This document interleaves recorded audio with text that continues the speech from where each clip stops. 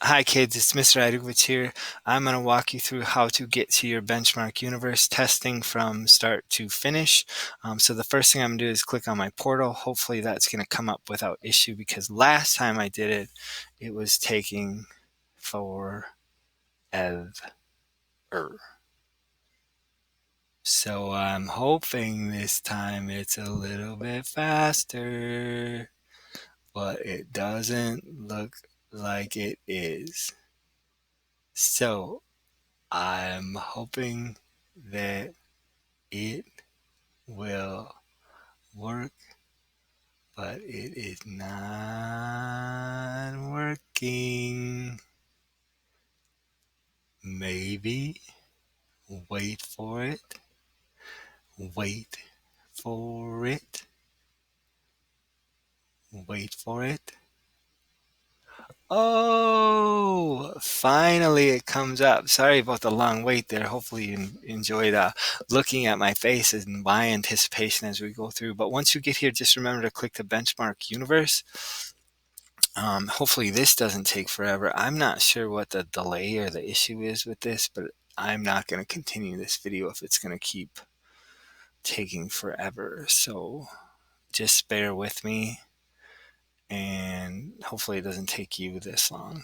Once you're back into Benchmark Universe, you're on your screen, you're going to see your name in the middle, and then you'll see assignments, and you will have one assignment, and that's going to be your Unit 3 Week 1 test. So you're going to click on that assignments page, and it's going to come up. It's going to be the only test in there. There should be nothing else visible, and I think I called it December 4th, Unit 3 Week 1, so you could find it relatively easily. So I'm going to click OK here and hang on 1 second. I got to tell Landon to make sure he mutes his video. Hi, Landon. You got to mute because you're being recorded. So anyway, now that I'm here, I'm going to go into my library. Oh no, someone else is here. Oh, but Maddie's muted. Maddie, just don't come unmuted, okay? Because I'm recording something. All right, so now that I'm here, I'm going to go to my Benchmark Readers Workshop so I can show you this test. And we will get started from there. So, hooray! Here it is. This is the one that you need to take. It's called Unit 3 Week 1 Assessment. And I'm going to give you the preview of it now so that you can see it.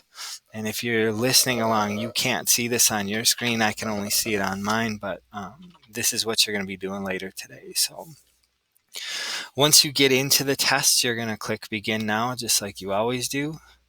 And it's going to take forever. The story is called Labor Day. That's the first article or text you're going to read. So I'm going to go ahead and read that to you now. And then we'll talk a little bit about each question as we go through. I'm going to make this big so you can see it.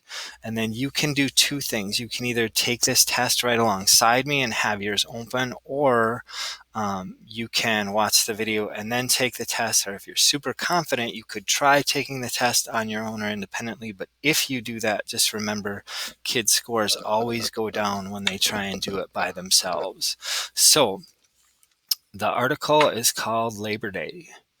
Every September, people in the United States celebrate Labor Day. Schools and offices close, and many people take the day off from work to enjoy parades and picnics. But what is this fun-filled holiday all about?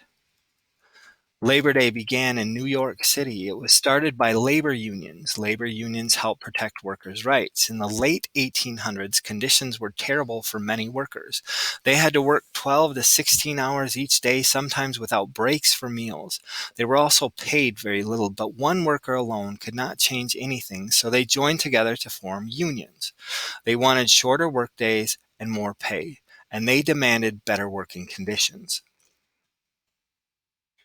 In New York City, many small groups joined together. They formed the Central Labor Union. In 1882, this group set up a big labor festival. They invited all of New York City's workers. The day would begin with a parade. Workers would march through the streets, then they would assemble in a park. On the big day, The leaders worried that no one would participate, but workers slowly began to come. They arrived in groups, they brought bands to play music. By the time the parade reached the park, 10,000 workers had joined in.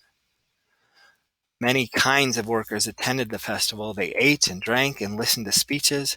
That night they watched fireworks and danced. The festival was a great success. Newspapers called it a day of the people. It was not yet named Labor Day, but a new holiday was born. Today, workers around the nation celebrate Labor Day, and thanks to labor unions, many workers have laws to protect them from working too many hours. The laws also make sure that workers get fair pay and meal breaks. These laws have greatly improved workers' lives. Number one, this question has two parts. Don't they always have two parts? I don't know. It's just crazy. First, answer part A, then answer part B.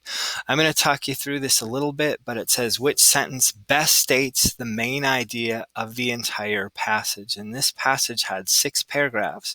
So there's a lot to it. And what you have to decide is which one of these, A, B, C, or D, gives you a short summary of what you just read.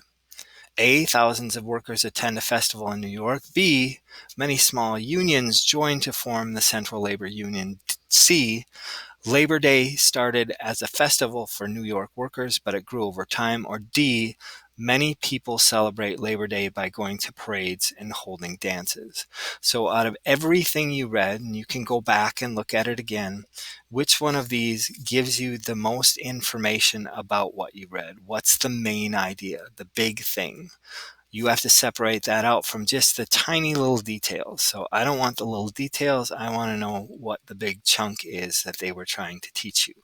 And then when you go down to part B, it says which sentence from the passage supports the main idea in part A. Once you find that big chunk, then you can look for those supporting details. Why did you pick your answer from part A? Was it because A, so they joined together to form unions? B, in New York City, many small groups joined together? C, on the big day, the leaders worried that no one would participate? Or D, today workers around the nation celebrate Labor Day? You can pause the video at any time to go back through and check your or look for your answers. Just make sure you fill them in on your test and then move on to the next question. I'm going to move on to the next question now. You can always pause and go back. The next question is, which sentence from the passage best explains why workers banded together to form unions? So you would go back into your story again and you would decide.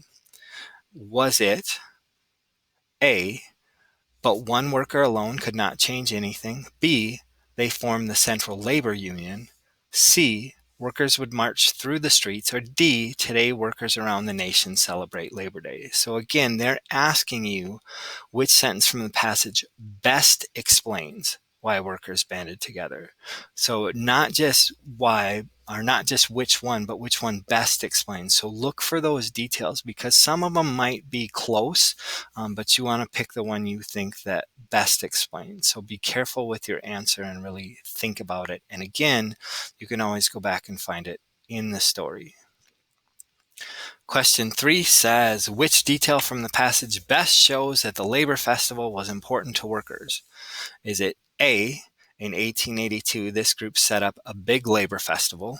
B, they invited all of New York City's workers? C, many kinds of workers attended the festival? Or hiding down here a little bit, I gotta scroll down if I can. Oops, there we go. Oh, there it is. D, that night they watched fireworks and danced. So which one shows that the Labor Festival was important to workers? Pick your answer, take a break if you want to, but go ahead and move on to number 4. We're just over halfway there. Read the sentence from paragraph 3. The sentence says, in 1882, this group set up a big labor festival.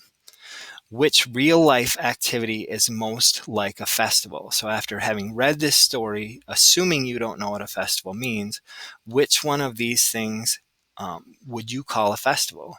Is it A, staying home from school on the weekend? B, going to a school fair with music and games? C, riding the bus to school with your friends? or D, hearing a visitor make a speech at your school. So you want to think of the emotions you feel during a festival and some of the things going on as you complete that problem. And again, you can go back into the story and find words right here. Celebrate right there should give you an indication of what festival means too. So just kind of think about that as you answer the question. Number 5, based on the passage, which action helped workers get laws to protect them? Was it A, forming labor unions, B, taking a day off from work, C, making speeches, or D, having parades and picnics? Which action helped workers get laws to protect them? So what did they do? What was the big thing they did to try and get laws in place so they could make more money, so they had better working hours, so kids didn't have to work, all of those things. Think about the government pieces that we've talked about. Which one of those things helped them make better conditions for themselves? Number 6, I've got 2 left. Reread paragraph 6. Choose 2 sentences that tell what rights workers have today. Click on the sentences. Remember, rights are things that people deserve. They don't have to earn them. They just get them. So when you are working, what things do you think you deserve? The paragraph says, today workers around the nation celebrate Labor Day, and thanks to labor unions, many workers have laws to protect them from working too many hours. The laws also make sure that workers get fair pay and meal breaks. These laws have greatly improved workers' lives. So there's only 4 sentences there. You have to pick 2 of them, and you have to pick the 2 that tell you what rights workers have today. So go through and do that. Again, you're picking 2 out of the 4. They'll highlight for you.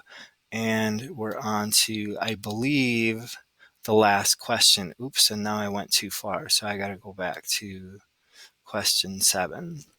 This one's a little tricky, kids. I'm going to be honest with you, and on paper, it's even trickier. But it says, read the sentence from the passage. On the big day, the leaders worried that no one would participate. Decide if each real-like activity shows what participate means. Select yes or no for each activity. Well, actually, I think they changed the question because last year it was harder. So anyways, you're trying to think of the word participate and what it means to participate.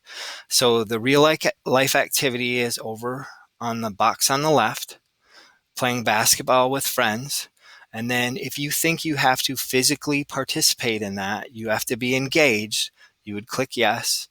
If you don't think you have to be physically engaged, then you would click no because you're not participating. So participation is more than just observing or watching.